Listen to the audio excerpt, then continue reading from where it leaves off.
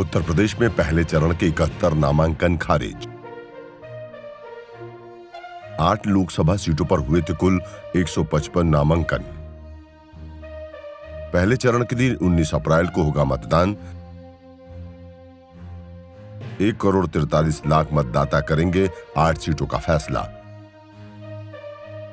UP में पहले चरण के लिए बनाए गए कुल 7,693 मतदान केंद्र।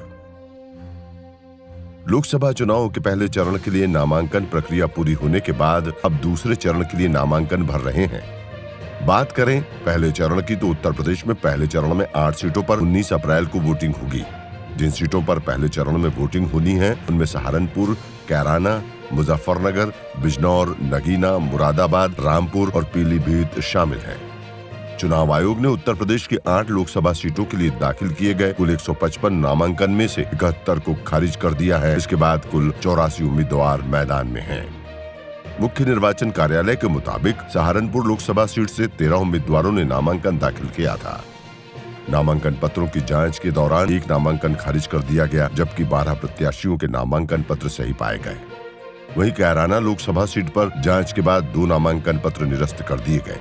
इन नामांकन पत्रों में न्याय धर्म सभा के प्रत्याशी निशांत निवासी तीतरो और सपा से विधायक नाहिद हसन का नामांकन पत्र शामिल है। इसके बाद कैराना लोकसभा सीट पर 15 प्रत्याशी चुनाव मैदान में रह गए हैं। इधर मुजफ्फरनगर में कुछ 38 नामांकन पत्र दाखिल हुए, जांच में 27 नामांकन रद्द हो गए। इसके बाद अब 11 प्रत्याशी मैदान में हैं। इसी तरह से बिजनौर लोकसभा सीट से 12 प्रत्याशियों के नामांकन पत्र खारिज हो गए। अब 11 प्रत्याशी मैदान में रह गए हैं।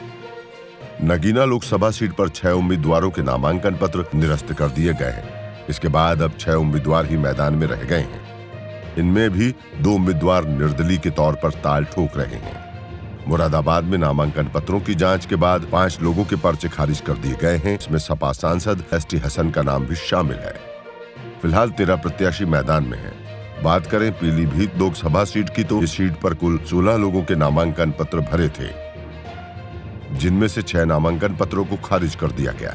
इसके बाद कुल 10 उम्मीदवार चुनाव मैदान में खड़े हैं। रामपुर सीट के लिए 18 उम्मीदवारों ने 23 नामांकन पत्र दाखिल किए थे, मगर नामांकन पत्रों की जांच के बाद चुनावी मैदान में महज 6 प्रत्याशी ही रह गए हैं। बता दें कि लोकसभा चुनाव के लिए पहले चरण का मतदान 19 अप्रैल को होगा। उत्तर प्रदेश के सभी निर्वाचन क्षेत्रों के लिए 4 जून को मतगणना की जाएगी।